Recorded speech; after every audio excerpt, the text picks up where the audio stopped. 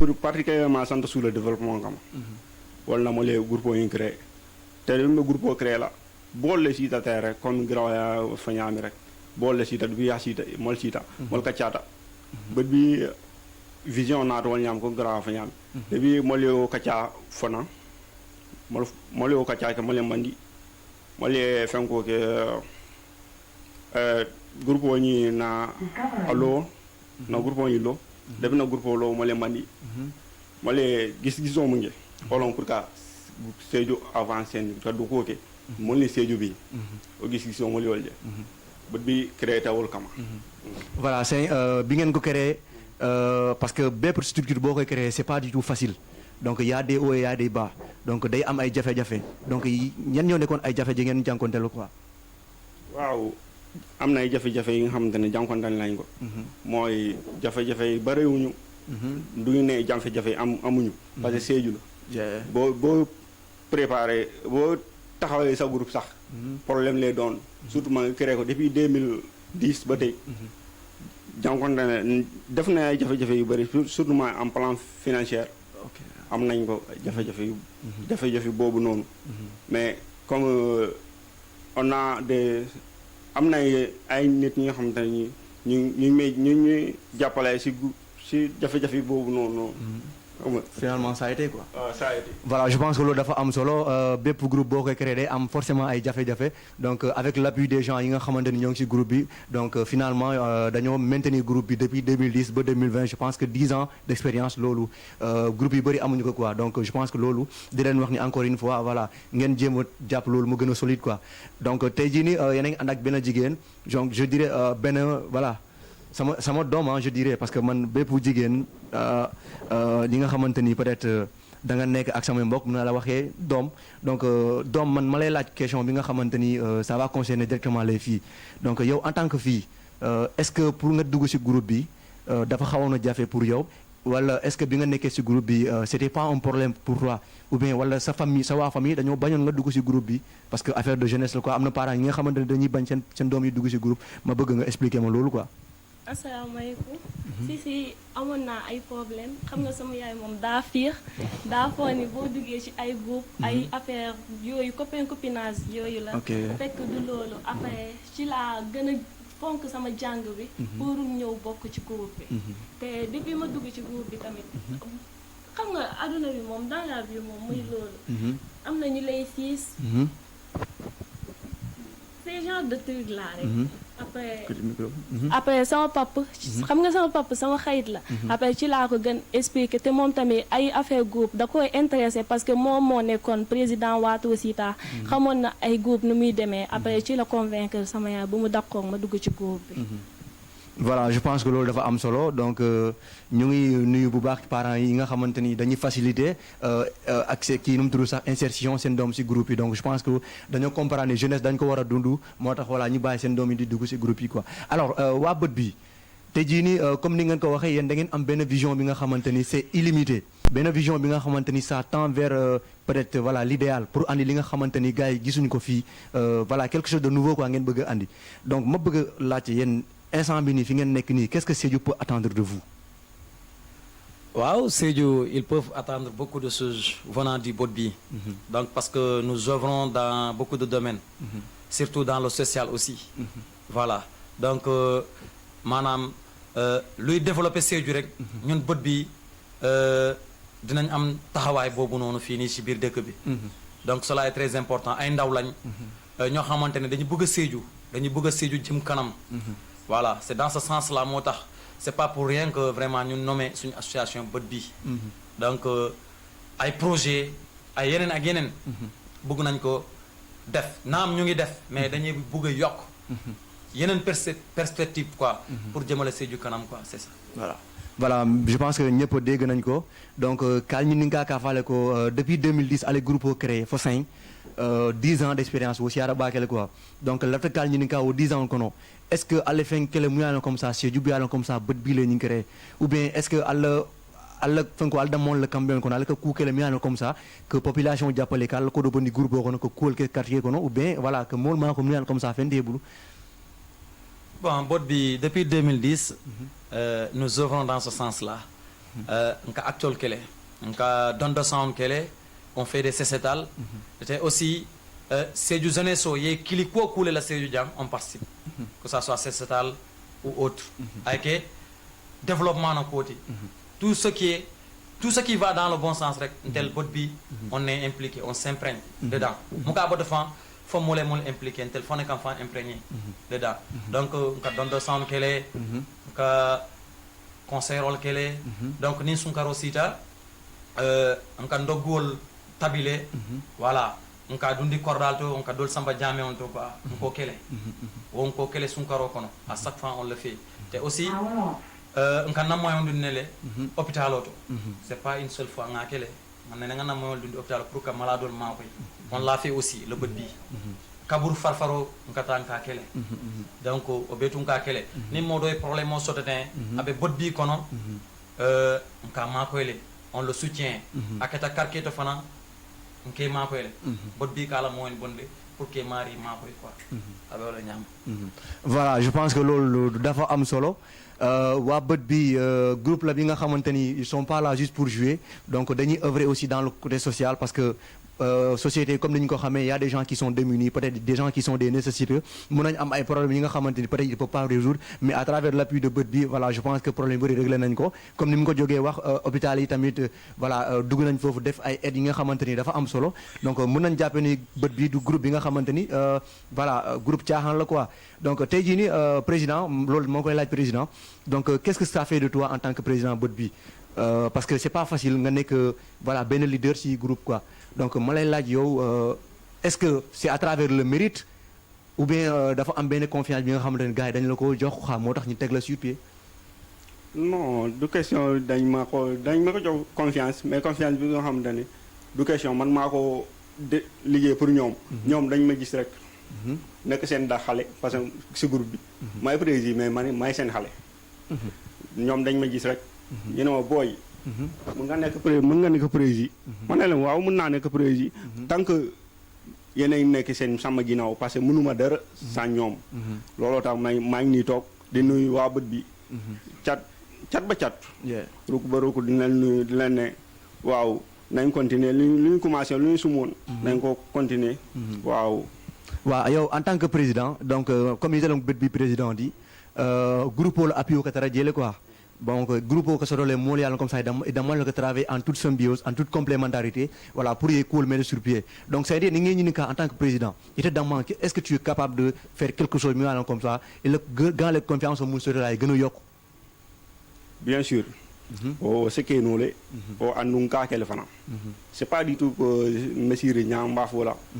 Nga ke bët bi kono le mu yaalon ko ku jama mu yaalon ko abe bët bi le développement no kon parce que mo depuis nommé président éducation nommé pour nakule kije mais muna nankake mo len tamindi ñaato te ñaato ngay amandi ya ñaato ngay ni ba kala dawoda il faut que tout kuol beto exactement o kuol be fana ni yanda kuol fana ngani yele hakki ngani yoto e mun dila groupe fana parce que molte tam la ñaato de ce fait que tar sur ka fa président tolon mais il do ko le ka président di mol ne do ko ndé bolte jiko su tolona fi ay président voilà je pense que loolu dafa leer comme tubaab yi ñu ko waxee c'est l'effort persévérant qui conditionne la victoire finale et l'effort fait l'effort donc loolu dafa am solo voilà gars yi tëbuñu benn instant ñi teg le président c'est parce que da nga def li nga xamante ni dafa am solo donc gars yi gën la jox confiance ba tey jii ni nga nekk président tey j'espère que avec le temps di nga gën a prouver ba gars yi seen confiance di gën a yokk quoi on espère bien donc may laaj seen dame ki nga xam ne mooy Madina Sall alors tey jii ni yow yaa ngi bët bi en même temps yaa ngi jàng donc ma lay laaj comment tu parviens à alterner les deux choses parce que parfois boo nekkee ci dundu jeunesse parfois am na ñi nga xamante ni ni ñuy toppee seen bakkan ci voilà seen association day tax ni voilà ba ñi am problème ci seen jàng quoi donc ma lay laaj est-ce que yow da nga bokk ci gars yi nga xamante ni ni ñuy toppee jeunesse quoi da lay nit dugal ci ay erreur quoi. ah franchement parler bët bi moom. boo ci nekkee moom étude mooy priorité bi parce que man es laay def te ñoom même bu dee réunion bi des fois ay mercredi soir lañ koy def ak ay samedi soir dañ mee naan yow demal exercice la réussite avant tout lañ may wax léegi bu ma demee def sama exercice ba pare bu ma ñëwee bu ma leen fekk ci li ma leen fekk bu ma ñëwee buñ ma ko mënee expliquer ñu expliquer ma ko wala bu dee tamit temps bi permettre ma ko ma dem ci kër président mu expliquer ma jox ma compte rendu bi bët bi moom terewul kenn jàng ku bëgg a jàng rek da ngay jàng te groupe moom terewul kenn jàng daal waaw voilà je pense que loolu dafa am solo comme jeunesse yi dañ koy dund donc c'est évident parce que dara li nga xamante ni mën nañ ko waxee tolluwaay la quoi mais message bi ñuy lancé mooy bépp jeune booy dund jeunesse donc nga xam ni tamit voilà li la tax a jóg nga xam ni peut-être il faut tendre peut-être quelque chose yi nga xamante ni suba dalay njëriñ quoi nga bañ a dugg ci ay si je savais donc loolu dafa am solo alors waa bët bi tey jii ni comment vous avez fait jusqu'à aujourd'hui depuis création groupe bi ba ngeen maintenir affaire bi quoi ngeen maintenir le cap parce que 10 ans gis nañ groupe yu bëri dañuy tàkk di fay am na groupe yi nga xamante dañuy créer tey jii nii 1 an après gaa ñi tasaaroo donc noo leen defee ba tey jii nii ngeen voilà ngeen imposé wu ba tey bët bi tasul quoi yéen a ngi sur pied déjà.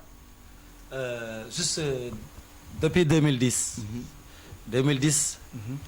du 10 jours. du 10 semaines. C'est toute une année quoi. En résumé bët bi daal travail la.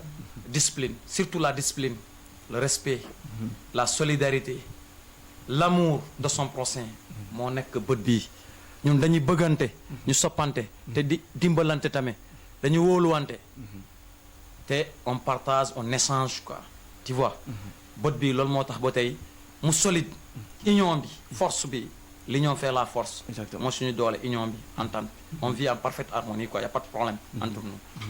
Voilà ma bëgg nga delluwaat ci sa kaddu nga expliquer ko pour suñu mbokk yi nga xamante ni ñoo ngi déglu te ay soose lañ quoi ye kuma kan il y a 5 ans ya fa mën ni ka kaw na quoi pour cette population de l'Umma Sura kan mu yesa moy ko mum fo ok bët bi munati na hani bi depuis 2010 amanke tilitanti amanke somentanti nga créé fo bi nga ñom muta tembe avancer kanne be avancer kanne fanfanke mun avancement sabu parce que nga ñoom buuñaale kuluwo bi jee doo koo fanam bi jeele nka kaccaale nka ñoom xadama di yàlla nka ñoom maakoyle wala nang bët bi xani saay abe keering problème temol tema kayro doron voilà je pense que loolu dafa am solo jàmm moom ñëpp loolu lañ bëgg et une complicité bi nga xamante ni loolu mooy tax groupe bi gën a jëm kanam donc je pense que ñu leen di ñaanal ngeen gën a lancer ci yoon boobu noonu voilà groupe bi bañ a tas quoi parce que benn patrimoine lañ koy tuddee quoi boo xoolee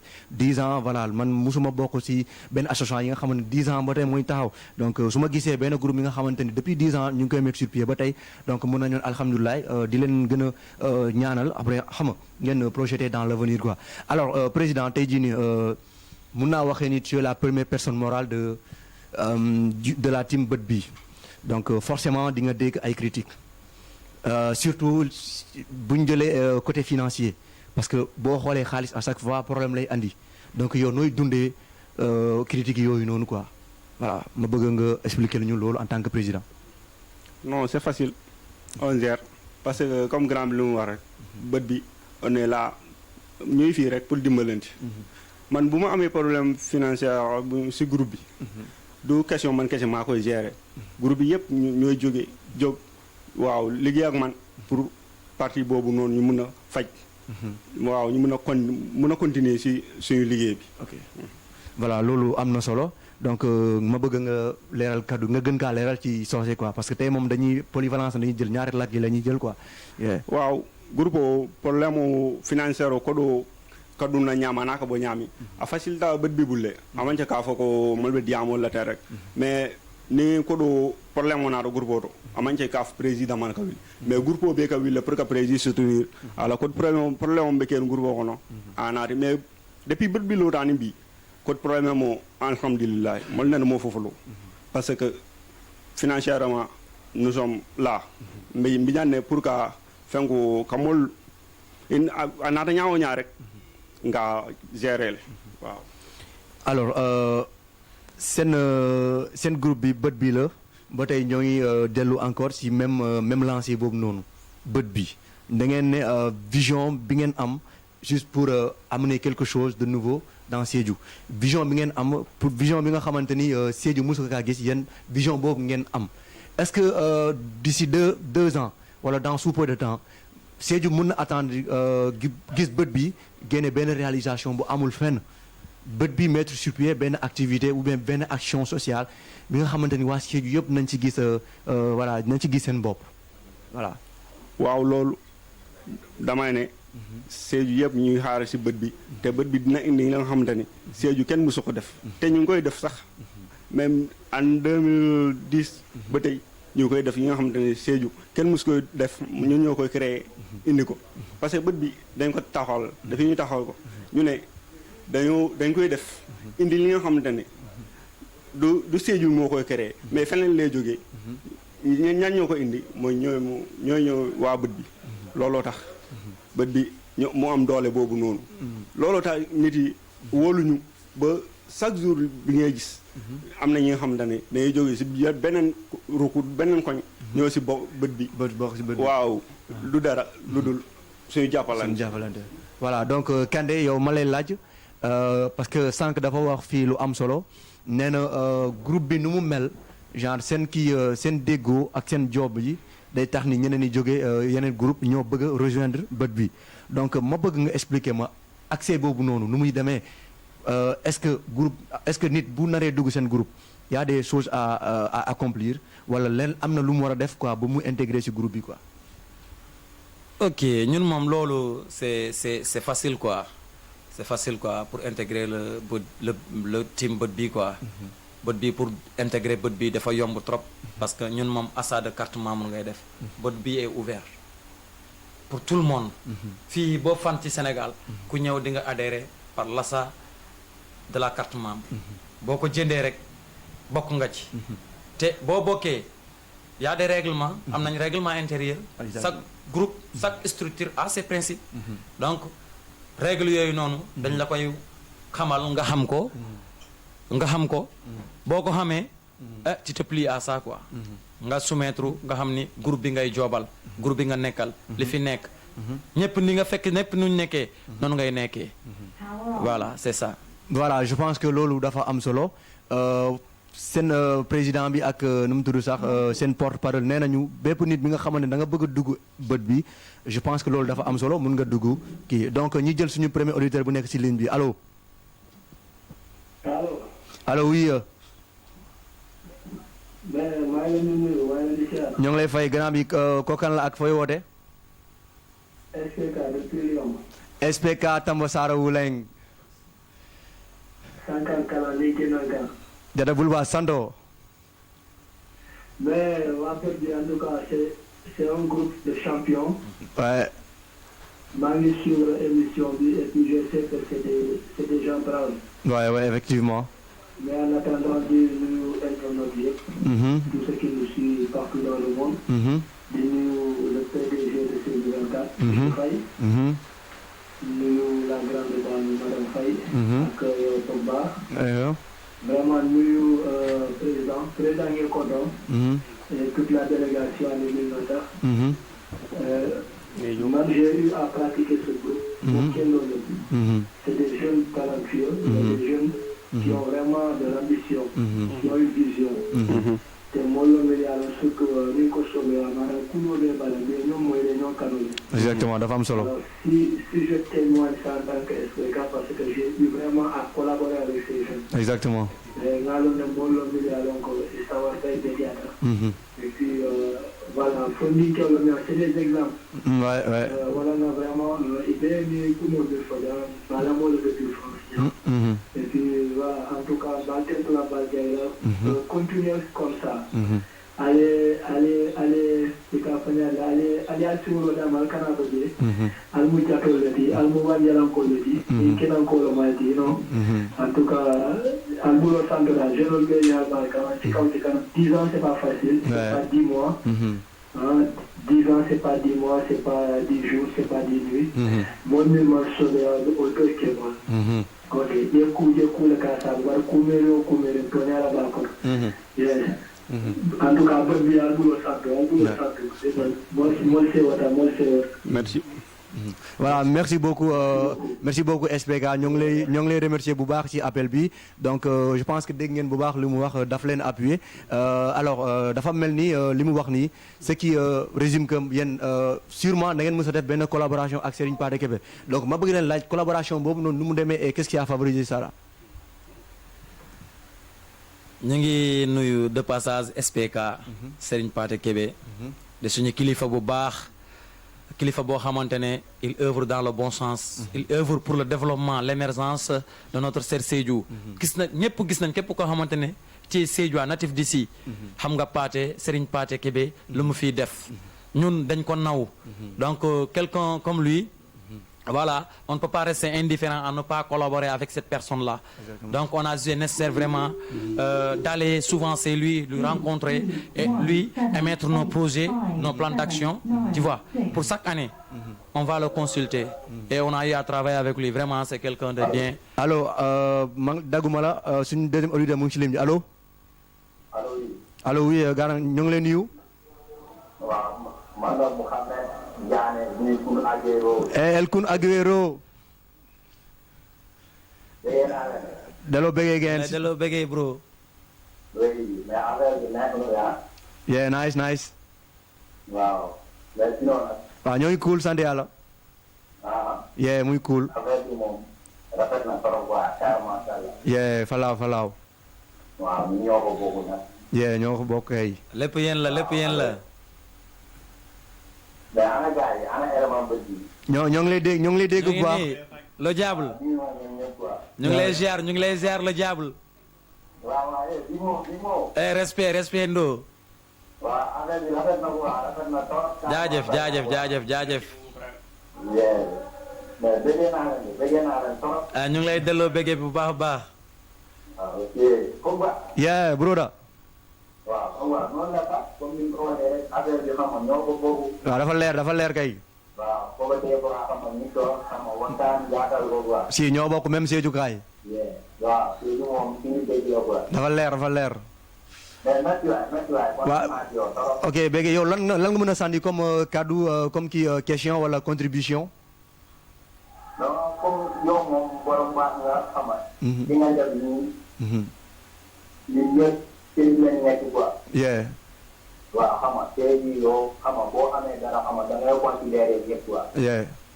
waaw comme xam nga da ngaa wootee bët bi xam nga pour gars yi ñoo. waxtaan xam nga Sédhiou moom ñoo ko bokk. dafa leer kay. waaw ñëpp la quoi. mais merci waay kontaan naa si yow bonne continuation quoi. jaajëf bro merci beaucoup. affaire bi rafet na quoi. bëggee. ok bëggee waay. jaajëf thanks. donc di ko jaajëfal bu baax moom mooy Kun Aguero El Diablo donc voilà moom tamit élément bët bi la mu nekk Dakar malgré distance bi voilà dafa woote pour jàppale gars yi en même temps moom tamit di ko souhaiter bonne carrière parce que international la bëgg doon benn footballeur voilà bu amul fenn il a du talent je pense qu'avec le temps inchallah le succès sera au rendez-vous alors ma président porte-parole ma bëgg nga continuer li nga commencé woon. Bon, comme Bataka Fonyami, Serigne Pathé Kébé, mon kendo l'on SPK Barakande, mon ba content de passage depuis la France. Mon kendo muyalonko aka lo Sédhiou la yiwa kama. Fin muyalonko Sédhiou makati bayolom. Serigne Pathé Kébé aka lo alale. Donc nga je wala nyama ni mo sifa ina se doku no sans problème sans contrainte. Te dum fana na doku tale ay ma koy ku jamal tole. Nte sila jam fa ngafo parce que on ne peut pas en finir dans cité. Voilà mu quoi. Donc mon ba saluer de passage quoi, vie sur lui. Voilà SPK je pense que dégg nga loolu waa bët bi ñoo ngi lay remercier ci collaboration yi ngeen jot a defoon ak actes yi nga xamante ni ba tey yaa ngi koy mettre sur pied donc je pense que Sédhiou loolu la soxla ay jeunes Sédhiou ay fils de Sédhiou def li nga xamante ni dafa am solo donc loolu je pense que c'est à saluer vraiment alors tey jii may laaj Madina Sall alors yow tu es une femme donc xam nañ la place de la femme à chaque fois dans la société gars yi dañ koy reléguer au second plan te yow yaa ngi bët bi est-ce que c'est le même cas est-ce que gars yi dañu la jàppee deuxième position nga nekk ou bien tu es au même niveau que les autres. bët bi moom kay y a pas de différence quoi. de différence oui. Tout le monde est au même pied d'égalité. mooy loolu. donc déjà je pense que loolu mooy tax ni tu es fier d'être de bët bi et en même temps nga bëgg à chaque fois mettre sur pied à travers tes propres moyens pourquoi pas pour émerger bët bi si on comprend bien. oui. voilà je pense que loolu dafa am solo alors tey jii nii ma leen di laaj bi ngeen créé seen groupe bi ba tey ban événement moo leen gën a marqué parce qu'il y a tant d'événements bi ngeen def 2010 ba tey vous n'osez pas me dire que vous n'avez pas mis sur pied quelque chose ay def ngeen ay événements yéen a xam ay concert lañu wala ay leneen lañu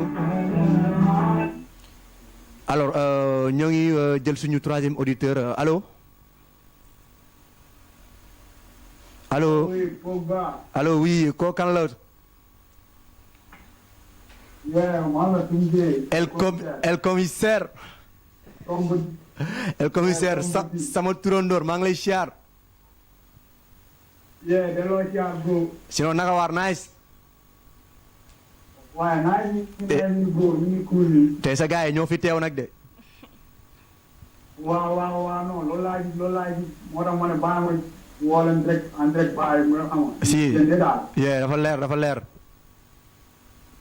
mais sinon naka émission bi nag émission bon ñoo ngi nii di ko dóor mu daanu di ko tàkkale rek yaa ma gën a xam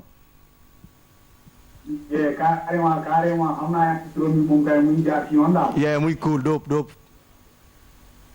mais ana dama gars yi dégg naa leen de gars yi ñoo ngi lay dégg ñoo ngi lay dégg mais respect Toumzé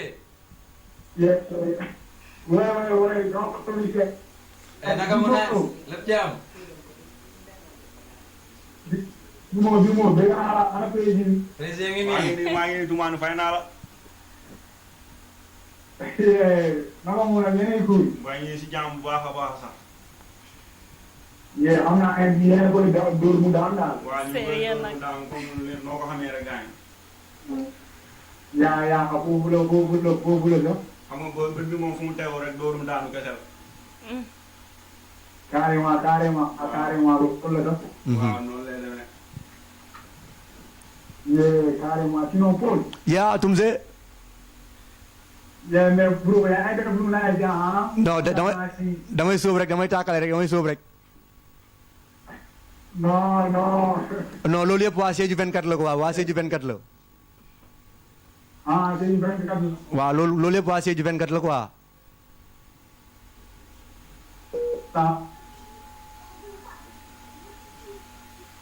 allo liggéey bi nice na bilaay yeah merci bro ñoo ko bokk ngeen mais xam nga bëgg naa leen waaw jaajëf kontaan si yow tamit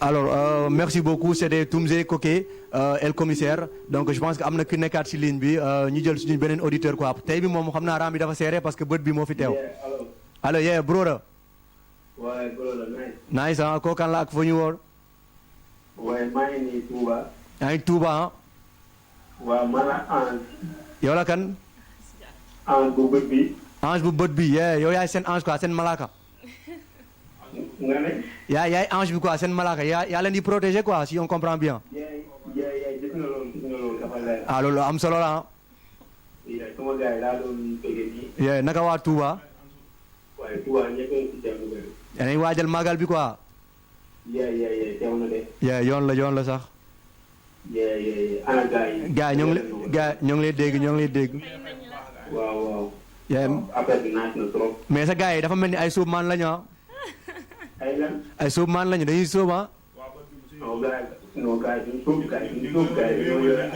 ay capot lañu waaw loolu leer na 10 ans du 10 jours quoi comme Kande ni mu ko waxee waaw ci kaw ca kanam rek yaa ma gën a xam yaa fay nañ la yaa bëggee bro ok je pense que loolu mooy ange gardien bu bët bi donc voilà di leen wax ni waa bët bi am nañ benn ange mi nga xamante ni moo leen di protéger saa su ne donc ragaluñu dara quoi dafa leer allez ange kontaan si yow ñoo ngi lay jaajëfal bu baax a baax jaajëf merci beaucoup alors kookoy ange gardien bu bët bi ñu ngi koy jaajëfal bu baax a baax mu ñuy woo de l'autre côté de Touba di ko souhaiter en même temps bon magal alors Madina mën nga continuer man de mën naa wax événement bu ñu gën a marqué ci depuis ñu créé groupe bi mooy suñu 72 heures bi 72 bi moom yëgoon nañ suñu bopp dedans muy loolu. ça a été bien passé. cool nag. waaw waa Sédhiou ñëpp a kontaan. ñëpp a bég nag. waaw loolu je pense que dafa am solo 72 heures boobu ban année la ren ji la wala voilà.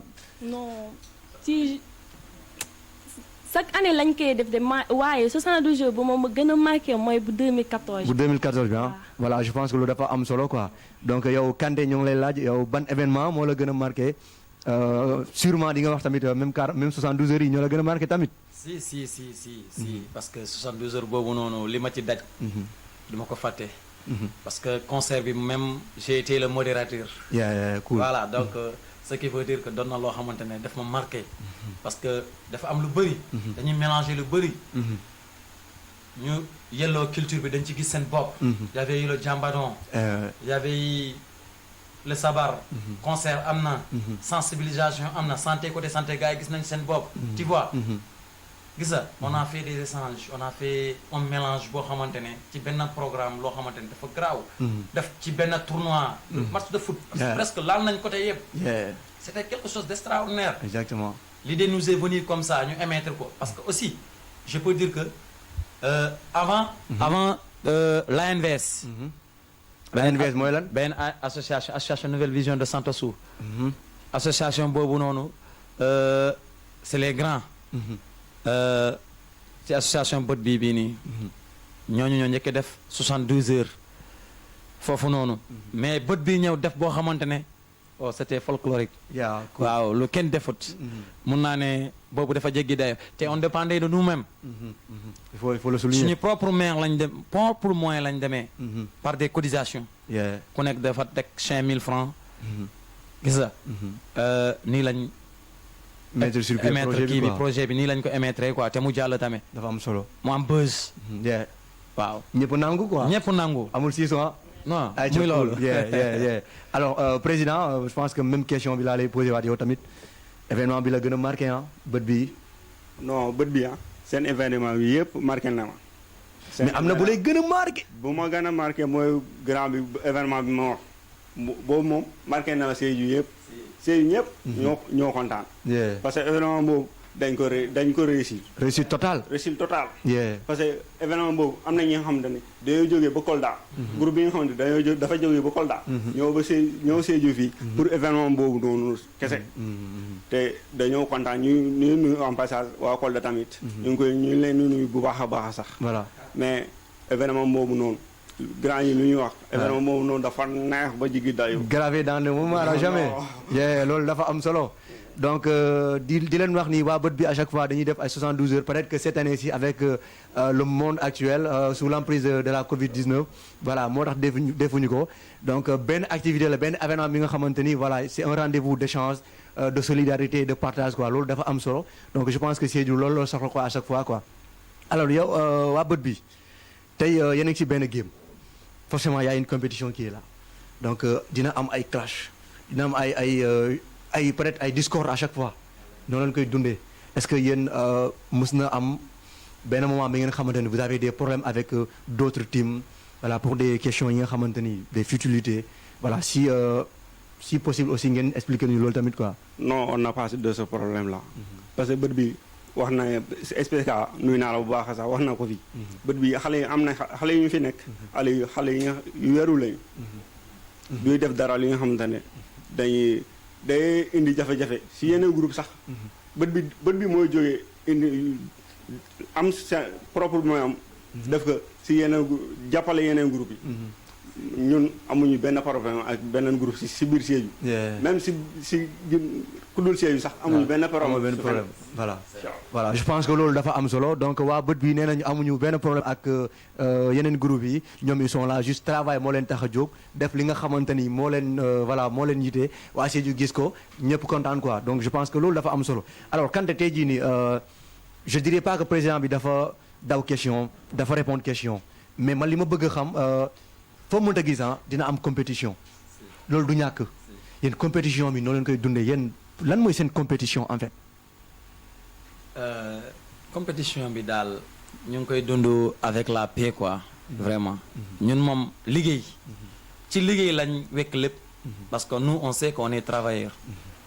te dañuy liggéey ñàkk jëriñu te moom lañ nekk di def donc on n'a pas ce temps-là à vraiment faire de la concurrence avec qui que ce soit nekkuñu fii di hero wala di xëccoo xam nga c'est pas une course de marathon xam nga affaire bi moom tempo la liggéey rek ñun loolu lañ xam quoi jàmm lañ sekk ak structure yëpp team yëpp jàmm lañ sekk ak ñoom ko xewle dañuy dem si on a quelque chose vraiment à donner dañ koy def bët bi noonu lañ mel quoi vraiment c'est ça. Voilà Madina ma bëgg nga yokk ci tuuti yow tamit ba xam tu es d'accord avec lui ou pas. Je suis d'accord avec lui. Parce que bët bi moom jàmm lañ sëkk ak ñëpp. Malgré que ñeneen team yi dañuy bëgg a concurrencer ak ñun. mais ñun daal duñ seen morom loolu lañ bëgg a wax. duñ seen morom. waaw bët bi duñu morom gars yi. donc je pense que gars yi ngeen ko noté ci seen agenda quoi. loolu dafa am solo mais man dama yaakaar ni booy aso man lañ ko ndekete ay liggéeykat lañu quoi donc loolu dafa am solo alors président tey jii nii encore une fois ci cadre bët bi.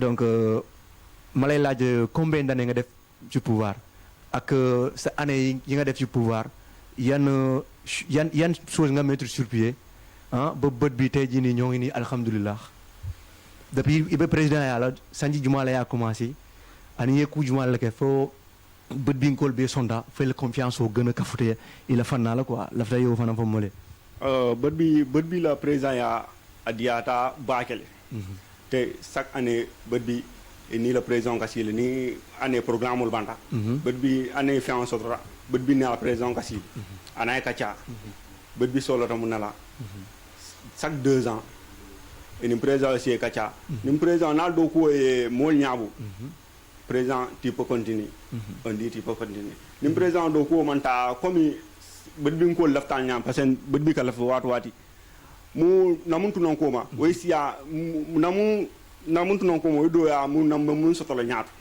lafta mu mina ñaatu gëna ko siya wati wala bud bi la do ko chaque 2 ans mol ka président changé mais depuis que mbe président yala depuis ndunda président yala mais deuxième année ko nata année première année molé ko lu mbege ni ko mbestel jan était ban quoi mais ni deuxième année mo li kuba cours mum be programmé mol naado du ñu covid 19 ko no alhamdulillah ala tan tolon comme mol bi han bi mba fo mba préparer ka encore avenir ko na voilà tout récemment Mamea Galia Djele vous avez fait une publication donc vous avez été d'accord entre vous ba ngeen créer sen t-shirt yi donc ce qui veut dire qu'il y a un esprit de fraternité qui est là un esprit de compréhension et de complémentarité donc lolo qu'est-ce que ça fait de vous ngeen génne bi nga xamante ni ñëpp ko niroole xam nga nice quoi waa Sédhiou gis ko ñi xam ni fii waa bët bi ñoo fi jaar. c'est pas la première fois ñu koy def. ok bët bi yàgg na ko def mais xam nga y avait toujours des nouveautés yi lañu bëgg a indi. bii baax. xam nga ñu si Covid 19 bi mais bëgguñu gars yi xam fàtte ni bët bi muy fii. looloo tax ñu créé t-shirt bi. dem def benn. tof yu nice sandi ko gars yi gis ko ñu ne ñu xam ni bët bi muy fii ba léegi exactement voilà je pense que pour voilà ba tey pour wax gars yi ni que bokkoo leen comme yeneen groupe yi nii abu ci walo tàkk di fay yeneen fii ba tey quoi te yeneen bëgg continuer voilà ba ilaa yow mi din waa voilà loolu ba sa doom ñëw mu jël relais bi quoi donc je pense que loolu dafa am solo donc waa bët bi am ngeen président bi nga xamante ni il est très ambitieux nee na lu muy ñaan doomam tamit ñëw mu jël relais donc mu doon genre benn héritage quoi donc je pense que dans sous peu de temps inchallah donc nga gaaw nga takk jabar xam nga pour loolu gën a yomb quoi alors Kanté tey jii nii yéen a ngi évoqué benn aspect bu am solo quelque chose qui actuellement est en train de traumatiser tout le monde le monde actuel est sous l'emprise de cette pandémie à coronavirus donc qu'est-ce que bët bi a fait en termes de sensibilisation bien qu'est-ce que vous avez fait pour permettre aux gens de se sauver de cette pandémie lan ngeen mettre sur pied voilà. Bon lu ñu mettre sur pied maanaam c'est de respecter les mesures barrières. c'est suñuy gox c'est suñuy secteur on a eu à sensibiliser nos parents jënd nañ ay saabu ay eau de javel des gels des masques def nañ ay joxe nañ ay masques on a fait tout cela quoi pour pouvoir lutter contre la pandémie. voilà dafa am solo tey Madina ma lay laaj yow ba tey ñooy dund corona lan mooy nekk sa message pour ñi nga xamante ni ba tey gëmuñu corona bi ak ñi nga xamante ni ba tey voilà nekkuñ di respecter mesures barrières yi quoi yow lan mooy doon sa message pour ñoom. Man daal lu may wax gars yi ñu respecter mesures barrières yi takk suñu masque yi di raxas suñuy loxo tout le temps ak di laal gel yi. mooy loolu. loolu mooy sa message fort. donc voilà léegi dañuy ñëw ci benn aspect bi nga xamante ni du comédie mais juste pour ñu mën a égayer xam nga ñuy partager un peu donc yow may commencer ci yow nga expliquer ñu benn anecdote benn histoire bi nga xamante ni genre mën na doon benn histoire bu doof wala histoire bi nga xam ne genre day reetaanoo nit ñi quoi bi nga xamante ni jëm dund nga ko ci biir bët bi quoi. loolu de ci 72 heures bi la. parce que am na benn woy bu siiwoon. ñu koy wax Akobo Poussière. Akobo Poussière waaw woy boobu nag daf maa neexoon. te bu ma ko déggee nag du ma taxaw damay fecc rek di sandi ay poussière rek. donc loolu la gën a marqué. donc gars yi est-ce que jox ñu la tur Akobo Poussière. donc mën nañ ko wooyee Madina Akobo Poussière ah voilà donc ba tey am parce que son bi neexoon na ko xam naa ba tey yaa ngi koy déglu ah donc voilà je pense que lu dafa am solo Kanté voilà tu as la parole ban histoire nga mën ñoo raconter benn anecdote bu ndaw. non man li ma mën a wax rek maanaam si théâtre yu ñu doon joué quoi théâtre yu ñu doon joué daa am sama benn boy ko xamante ne daf ma yab tellement que mu ñëw bokk si jouer théâtre bi quoi. mu def fa action boo xamante ne daf ma reetaanlu quoi. voilà tu vois avec sa femme. muy naan xaw ma kooku fer la tàkk mu naan kooku xanaa lii yëpp dama koy wiir quoi tu vois ça faisait tellement rire xam nga. ok c'est trop comique quoi. bilaay dafa am solo. alors président donc lafta kii fana ñininga ye histoire ki ni raconté mo lay mel ko yaa dundi bët bii kono quoi monsieur mool jëlandinoo xam nga parce que moom moo ko lafile parfois yee jëlee xam nga yee stress o ba ndi fambala quoi ye mbe ñininga loo côté fanana ok histoire o muy démarqué bët bi kono wala mo la 72 heures kono dañoo préparé woon benn keb bu neex keb boo xamante ne mooy loolu mais suñu invité yi lu ñuy invité keb boobu suñu maire yi maa ngi leen di nuyu bu baax a baax dañoo préparé keb boobu noonu man mii sax mosuma ko ci sax parce que keb boobu daa doon couleur invité yi dañu depuis ñu ñëw rek taxaw lii moom ñun duñu ko leer parce que xamuñu fu ñu waaw ban couleur la zone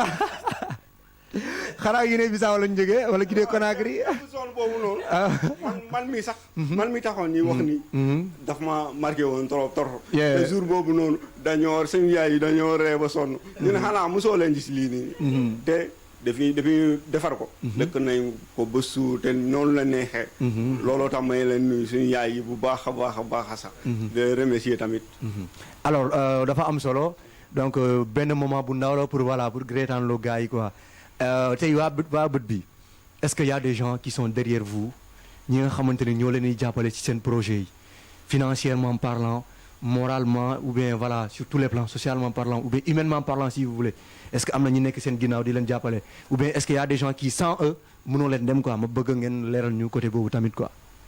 waaw am na ñu nekk suñu ginnaaw comme li ma wax nii léegi nii mooy suñu yaay suñu papa yi ñuy suñu ginnaaw ñuy nuyu de passage suñu mère bi ak suñu papa bi ñu leen di nuyu bu baax a baax sax am na ñu nekk suñu ginnaaw di leen di soutenir si wàllu yëpp si financièrement si di ñu jox ay conseil sax buy naree bu dee pax mi ñu fii buy naree dugg si pax ñu ñoo leen ne suñu yaay nee leen ne yéen du si pax boobu noonu jóge leen foofu noonu boobu noonu baaxul ngeen moytu leen bu baax voilà loolu dafa am solo léegi Kanté boo ci mën a yokk tuuti tamit ci moom li mu jógee wax est-ce qu'il y a des gens qui sont derrière vous ñu leen di jàppale voilà dans vos projets et tout juste des personnes de bonne volonté ñoo xamante ne ñoo ngi dëkk un peu partout si biir Sédhiou voilà mo kendol mu yalon ko ebe siarini satetowol kamol jàppalele quoi bes grand des autorités dañuy jàppale voilà surtout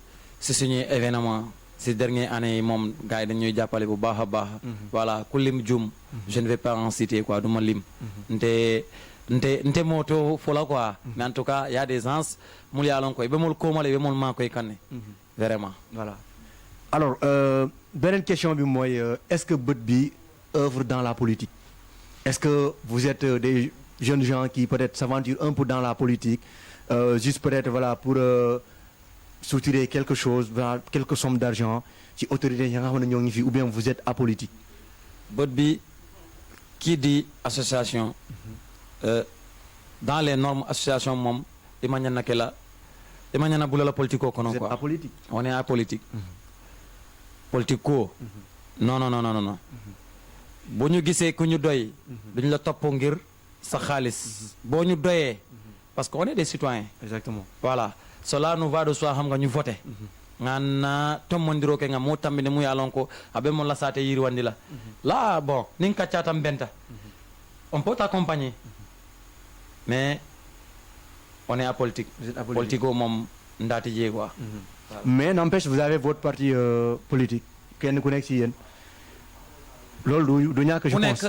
ku nekk mun nga am koo xamante ne kooku nga àndal quoi xam nga loolu munul ñàkk ñàkk quoi si. indifférence yooyu noonu munul ñàkk ci groupe ci association day am mais nag bu ñu waree accompagner nit maanaam ko xamante ne autorité la mu yàlla ko autorité la ñantere tammin la nga kaccaale ndammo ni nga consensus soto nga bule maari nooma nga kewle ñaamo quoi mais politico moom mu kaa ke quoi wala kii lañ faral kee lañ faral non muy loolu voilà. on n'est pas dans ça ñun juste on travaille quoi ok voilà est-ce que bët bi bu naree def benn activité ou bien benn événement day faral di dem genre comme ni ñu koy waxee yelwaan ci politiciens yi ou bien des individus qui sont riches ñi nga xamante ne ñoo ngi ci dëkk bi di leen tendre la main pour ñu mën a réussir seen programme ou bien si à travers l'effort persévérant la sueur de votre front que vous parvenez à faire vos activités. bon on ne peut pas dire que amul ñu ñuy jàppale quoi mais nka mum beeke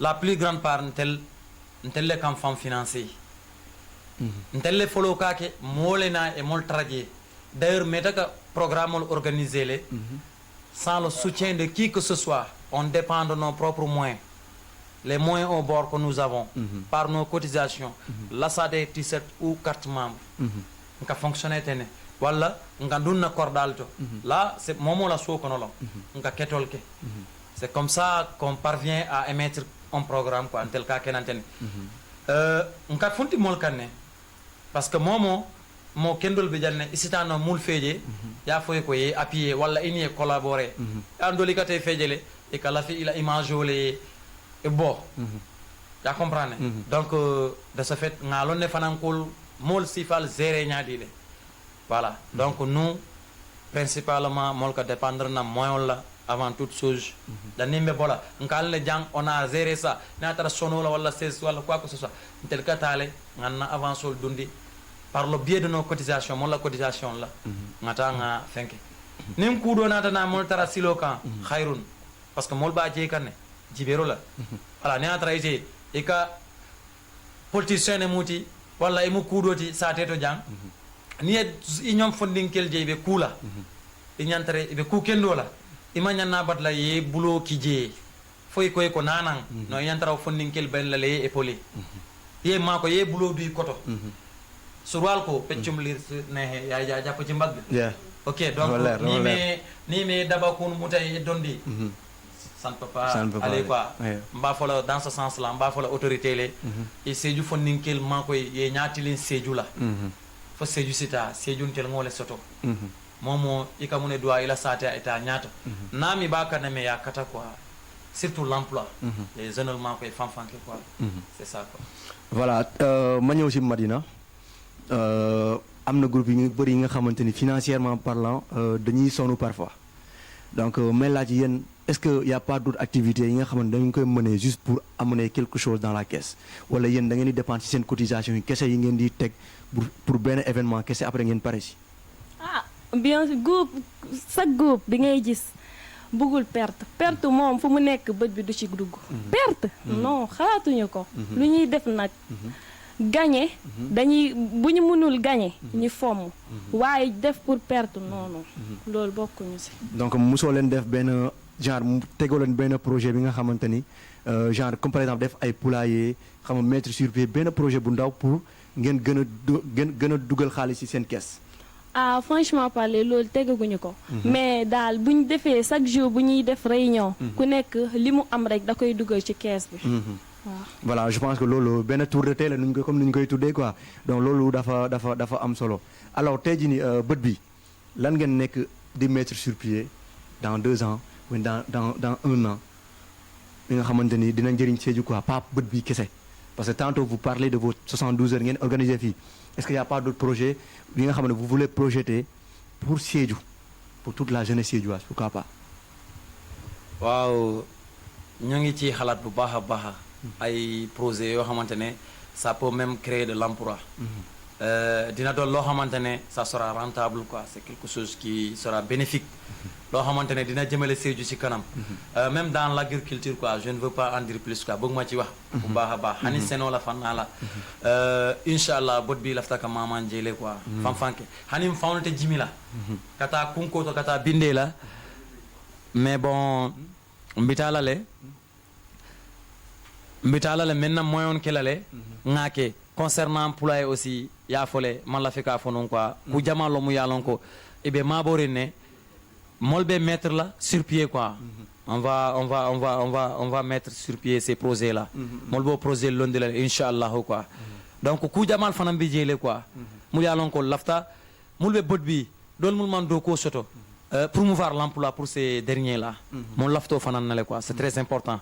parce que aussi ni be ko kono il a paron yebula etara ko kono surtout sungutol fana dolbe jele centre de formation bi janne imam mayon soto pour que ta coiffure que dol bi jele bon imam barka baki école to quoi yalon mo betu manque karanati aussi mais bon aussi il c'est du lado mutano mu yalon ko et c'est le diplôme soto je dans la coiffure couture tu vois la cuisine tu vois affaire mu yalon ko bi et que Marseille quoi bi toutes les filles veulent se faire belles et tout momo la taka fanni ñandi donc ni le salon soto nya bon il y a un gagne-pain là-bas donc projet long quoi inchallah côté jombulu quoi bébé manso bulu quoi nga doit dron ko leta ñato siman jata kende ani la bañima quoi inchallah voilà je pense que ñepp dégg nañ lolu wa beut bi inchallah dans ce peu de temps dinañ mettre yi nga xamanteni kenn musu ko fi tégg pour jappalé jeunes yi nga xamanteni n'ont pas d'emploi pourquoi pas ñu liggé ci quoi donc di jaajëf bu baax baax ñi nga xamanteni ñoo ñi suivre en direct ki ci melni Esso Diato ñu ngi koy nuyu de passage muy diaspora actuellement Omar Balde ak Adama Camara Yoba ñom ñëpp quoi ñi nga xamanteni ñoo participer ci émission pour jappalé ak ñëpp ñi nga xamanteni dañu woté quoi pour appuyer gaay alors président tay ji ni question bobu yow la koy poser quoi parce que légui gaay dañoo jamono bi dañ ko teg benn jamono bi nga xamante ni jamono foo la am na ñi nga xamante ni dañoo yaakaar ni groupe bi pour doxaanante seen biir la boo leen créé groupe bi entre yéen ngeen nekk ay copain ak voilà ak copine am quoi donc est-ce que bët bi loolu moo ko tax a jóg ou bien beneen affaire quoi moo leen tax a jóg quoi. pour ñëw foofu noonu dafa yomb parce que bët bi affaire copain copine bokku si. loolu bokku ci bët bi lu ñu tax a jóg mooy dimbalante entre nous parce que comme li mu wax léegi nii am na ñi nga xamante ni jànguñu comme man mii sax jàng naa mais sama jàng soriwul maa ngi liggéey maa ngi am sama liggéey mais maa ngi yor sama métier mais dañoo bëgg tamit dimbali ñi nga xamante ni yoruñu métier te ils sont là leurs parents ne peuvent pas le parole mënu leen dimbali noonu comme ñun luy mënee def ak ñoom. voilà donc loolu dafa am solo Kandé boo ci mën a yokk dara tuuti. oui loolu noonu lu mu wax noonu ma yokk ci tuuti c'est très important quoi parce que xam nga ñun tamit bokk nañ ci quartier yi gën a reculé ci Sédhiou. donc par le biais du bot bi ñu bëri ñu ngi gis seen bopp tey ci dëkk bi. voilà donc ñu bëri. bàyyi nañ jàng quoi je peux dire quoi ñu bëri ci booy bàyyi nañ jàng ñu dem di def métier quoi donc tey gis nañ njàng mi lu mu amee njëriñ karon ay nafa sotale voilà l'éducation c'est très important de faire les bancs a importance soto bakele donc bool say man la fi mooy bo école surtout ndomañol bi karketo nga bool mulɓe ñil fanan nooma nge be katani nanne ko alnana nga benn bloc kilinke nga suude nga fenke pour que bool karandi kana école bula quoi parce que école bula juna bi amang BTA parce que bi métier to fonto itato la lol to fato to monde on diplôme même BFM be ñini kala la donc hani armée pour y avancer il faudra que tu aies un diplôme donc bi hani métier la fanna la il faudra que y karan ke demandi pour hani ñatra sarpancelo e mesure tano hani tailleur long bon des centimètres long c'est très important voilà wala nabi bot bi nka kelo ko fanana bakele surtout molmu yalon ko bi moyon te le parent bulu ko katandile ne kaccandi nga jibe molbe mako la nyami te inshallah mbakanne mais mbagena kafulale quoi. Alors waa bët bi vous êtes dans une société te ñëpp xam nañ ni dans la société il y a ce qu'on appelle les préjugés am na ñi nga xamante ni vont vous coller des étiquettes des gens qui vont vous stigmatiser parce que je prends l'exemple de yeneen groupe yi nga xamante ni des parents vont se dire booy amuñu njëriñ quoi ils n'ont pas d'ambition lu dul nekk fi di topp seen mbàkkaan affaire yooyu noonu quoi donc yan message ngeen mën a lancer parents yooyu noonu pour ñu gëm ni waa bët bi du foo kese moo leen tax a jóg en fait. En tout cas li may wax ci parents yi vraiment maa ngi nuyu suñu parents yëpp de passage quoi vraiment ils nous ont permis d'être là ce soir vraiment boo ñuy émission ak yéen ñu ngi koy rafetlu lépp ñoom la di leen naan mën nañ bàyyi seen doom yi ñu intégré bët bi c'est diwun bu la noo diwunee tara bët bi kayroo drone bi jee naam yeey bu la lefan mais juste pour kaa fo dool fanaye bët bi association mu yaa lon ko kayroolom ka ñoom maa koy ka ñoom hakkili bulandi duniya la ka tama sila kendo kan ka ku kendo ke pour Sédhiou ta ñaato bot bi nga créé wala kama ma créé pour Toulon kama nga créé dans le bon sens nga créé wala sila kendo anim mumbe Sédhiou tamandi la ñaato wala créé wala pas pour Toulon. Alors tantôt vous parlez de vision da ngeen ne bët bi benn gis-gis la quoi est-ce que yéen seen vision bi dafa appesantir ci benn aspect kese wala vision bu large la quoi bu illimité la dans tous les domaines yéen a ñuy œuvrer dans tous les domaines quoi je veux dire. Le bët bi n'est pas limité on n'est pas restreint voilà on est ouverte sur tous les plans dañuy dugg ci plan yépp plan boo laal dañ ciy dugg dañuy sesetal don de sang dañ koy def dañuy def sensibilisation sur yenn feebar yi loolu yëpp dañ koy def lu ñuy def daal bëri na lu ñuy def bëri na dañuy dimbale tamit dañuy dimbalante suñu biir suñu gox problème bu fi amee dañuy jóg dañuy teewal suñu gox en grosso modo Sédhiou sax dañ koy teewal fii lépp loo xamante ne yëngal nañ ko luy jëmale Sédhiou si kanam ñun bët bii duñ des si ginnaaw on est toujours présent juste yàggul nii bët bii presque mun naa ne moitié team suñu association bi yëpp dem nañ kii sesetal cimetière yi ñëpp a dem gars yi xaanuñ sax ñuy ndekk si kër yi on a tous répondu à l'appel presque mun naa ko ne ñu demul moom néew nañ te même hôpital bi fii du wax lu ñu jëf mais li yàlla xam rek doy na quoi benn illustration quoi voilà Voilà, comment vous parvenez à gérer les états d'âme? Loolu ma bëgg d'âme bi tontu ma c'est parce que quand on est dans un groupe c'est pas facile. Il y a des gens qui sont colériques, peut-être il y aura des gens qui sont hypocrites. Donc 10 ans d'expérience, ba tey yéen a ngi dund avec ces gens. Loolu nu mu demee quoi? Est-ce qu'il y a une compréhension qui est là wala gars yi voilà, ils ont compris que c'est pas le lieu opportun quoi pour def seen yenn affaire yi voilà, je pense affaire yu ñàkk fayda quoi. Loolu de am na mais on gère daal à notre manière parce que ñu bëri am na ku nekk ak jikkoom daal mais boo nee groupe rek c'est la fraternité mooy loolu. mooy loolu quoi. waaw te man daa xam naa sama jikko damay gaaw a mais te damaa bëgg reetaan tamit mooy loolu te nit yi ñii comprendre nañ ma sama tonton yi ñoo ci nekk sama mag yi mooy loolu. Donc est-ce que parfois du leen échappé xam nga ñu bëgg laa dóor parce que yaa ngi leen di sonal quoi donc je pense que suñu benn auditeur moo ngi ci ligne bi moom tamit ñoo ngi koy nuyu allo allo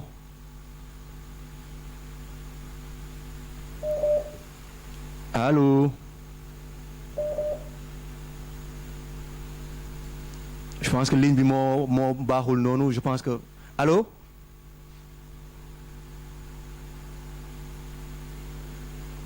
Allô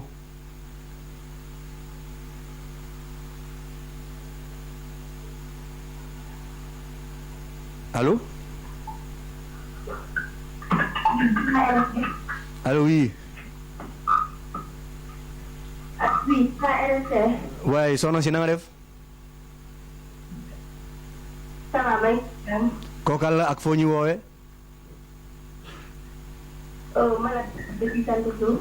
tur bi naka la. ma la Daado depuis sant suuf.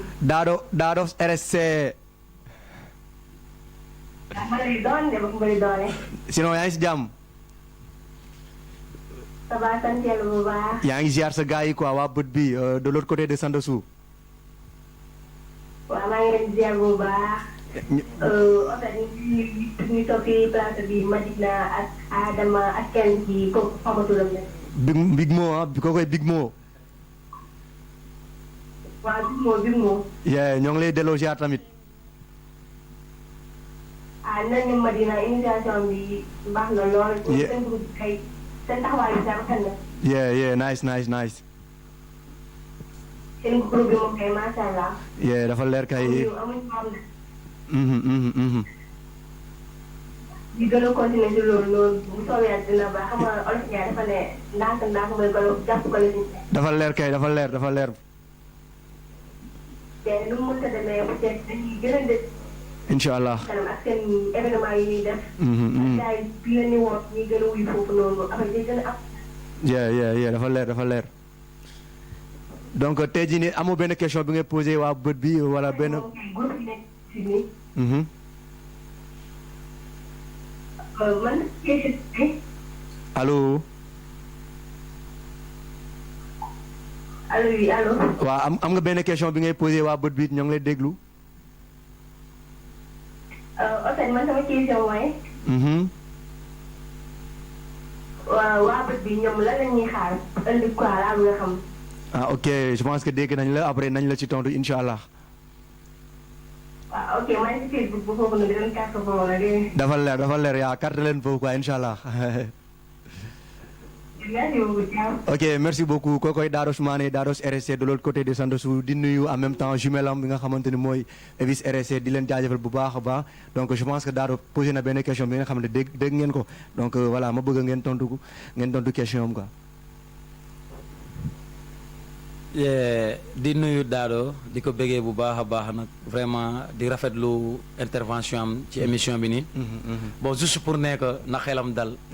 bët bi mu ngi ñëw avec de new bagages lu bees tàkk ay yeneen facettes loolu moom je lui promets cela incha allah juste ñëpp xam nañ ne instant yi nii lu ñu soxal ñun ñëpp mooy pandémie bi donc bu ñu génnee si lii bu soobee yàlla incha allah dañuy teg loo xamante ne si nañ ko coow incha allah incha allah dina am alors président ñoo ngi 2020 c'est vrai que corona moo ñu sonal tuuti donc yéen qu'est-ce que vous avez prévu de faire cette année-ci ou bien vous voulez faire une année blanche. une année blanche. non bëgg nay def li nga xamante ne yu bëri sax. parce que bët bi musul def année blanche. te bët bi du def année blanche tamit. prévoir nañ la lu bëri sax. donc ku jamal préparé. ñu année fonkon ak année bi. comme par exemple ma lee 72 heures man comme mu fa teg. ma lee a préparé ma lee a commencé le cas préparé. ma lee a commencé ka préparé ka conchero lori. parce que ma taara ma lee kuul be pare tol ka conchero teg ani ndamol tema sejo. pour que ni mal dunda mais menu fanko kono préparation kono ani pandémie o naata ben pandémie o yin kono mal naata fo gaale ko à la repousser quoi na mal la repousser mais bu président taxawee rek nee na pandémie jeex na nga xam ne bët bi day ñëw ak yeneen feem ak doole quoi yeneen bagage ak doole inchallah kon gars yi ñëpp nañu xaar waa bët bi corona bu jeexee rek nañ andi lu bees li nga xamante ne kenn mësu ko fi indi loolu je pense que innovation lay doon quoi alors déjà l'émission tire à sa fin on a assez parlé wax nañ li nga xamante ne lu am solo je pense que ñi déglu émission bi mun nañ si génn ak affaire yu am solo alors yow tey président en tant que président de bët bi lan mooy doon sa dernier message ak sa mot de la fin. waaw luy doon sama mot de la fin mooy nuyu waa bët bi. nuyu waa Sédhiou. nuyu waa Sandassou. ñi nga xamante ne ñu ngi fii pour jàppale ñu. xooluñu ay ndaw lañu. xooluñu loolu noonu. dañoo jàpp ay paa yi ñoo jóg pour jàppale waa bët bi. te paa yooyu noonu il faut ma nuyu leen balaa may jóge fii. xam naa am na ñi nga xamante ne ñuy toog di ñu seetaan. comme ay Cheikh Paate Kébé maa koy nuyu bu baax a baax sax moom tamit si la bokk ñuy jàppale bët bi maa ngi nuyu sama mère bi waaw du ko nuyu bu baax a baax sax ak sama papa bi ñu koy woowee Omar maa ngi koy nuyu bu baax a baax sax. Alors qu'est-ce que ça fait de vous aujourd'hui d'être sur le plateau de Ñu Happy sur la télévision Sédhiou 24? waxuma dara mais damaa kontaan tey parce que mënuma ne c'est la première fois maa ngi toog si télévision di wax c'est kenn indi ko lu dul Sédhiou 24 te maa ngi nuyu Sédhiou 24 bu baax a baax sax di leen ne ca kaw ca kanam waaw kon l'avancement ñëw si Sédhiou vous êtes là muy yéen a ngi fi pour Sédhiou waaw kontaan nañu bu baax a baax sax. Alors ñuy jël suñu dernier auditeur bi allo. Oui, allo Albeñadi. Mbijam mbekero kono ite ɗum? Mbijam mbekero kono ngal konton konton tabak. Ngejo jumalam ali be kilolo mun dole. Bravo. Mbo nte ko mo adama konton kama barbitum metamadla. Ah ok alma tamadula alma je wati. Ok, bravo, kontaan tabak ala émission mbetata ala doman alma ala sonkayro. Amin. Alma seno nye jirwa parce que ndobe ale tanje kajibe. Alma jama le soto mino kajibe so ndawula alkana te kurabi ali wati. Inshallah amin. Alors ali bang akana kalbul politique senoti. Parce que na te politique senoti rek al jowbe ci al par sonda par non son mamma. Non sondolal kay wom to ya kuma khasari mbaloti nak. Bravo, akana ke politique senoti ay ke senoti mi alon ko ay ke activité ti mi alon avec be intéressé la parce que na ke politique senoti bro ko be tinyala le wala ni do be parce que am jor bina ya ah wo koy da faire bravo barke bi to mo parti wala ko do mi ben to lafti do avancer la non mo be te intégrer be ngi wo koy da faire Bravo, nte kontanta papa mais musani nen ko sanier Sédhiou ko mo wa sanier kay mo Sédhiou la ta be kili sanier Sédhiou ko mo te men to mo Adama Camara ngi kon dom fam kon dande le kirlo la ndomane kon ton baake bravo kontan ito ma do be sirin janne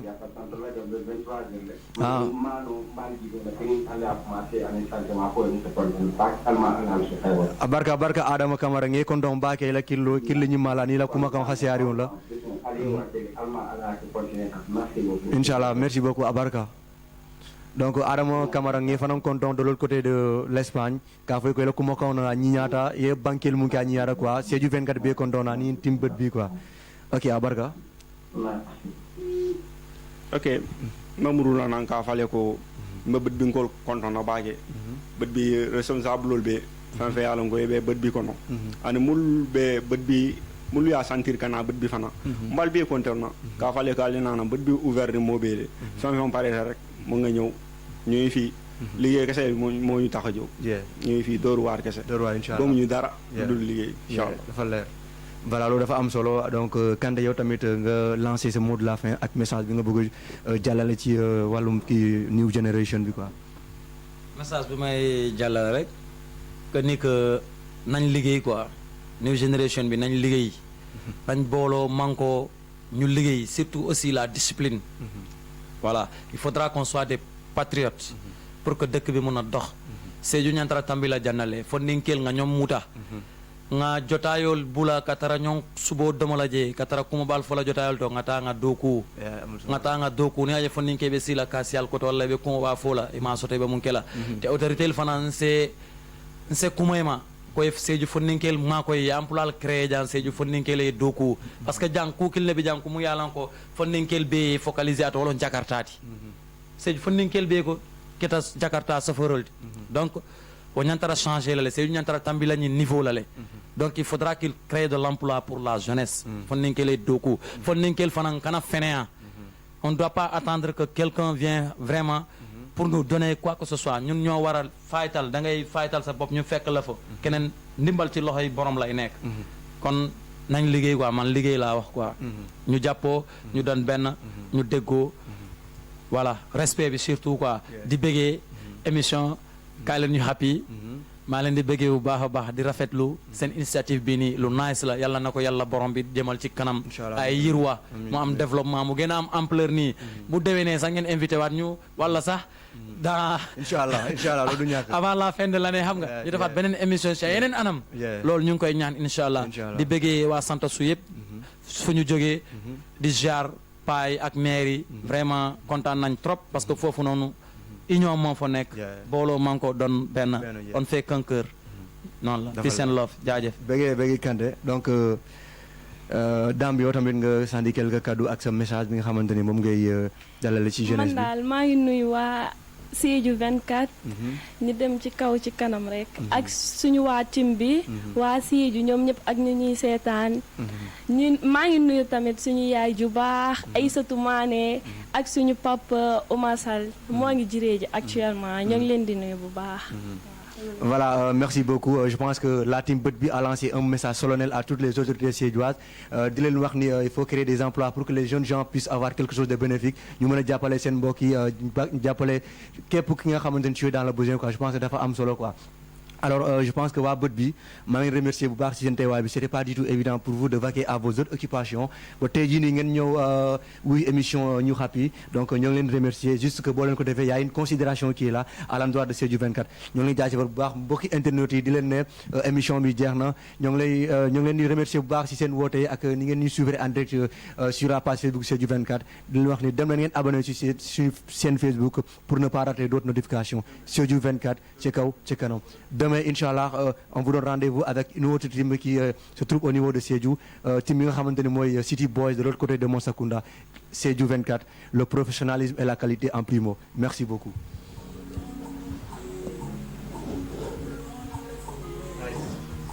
Cool. Content. Non, kon doole ay tapet quoi.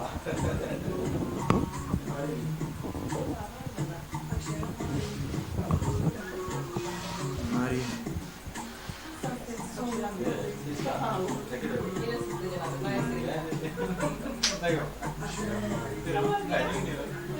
Dëgg dafa tàng.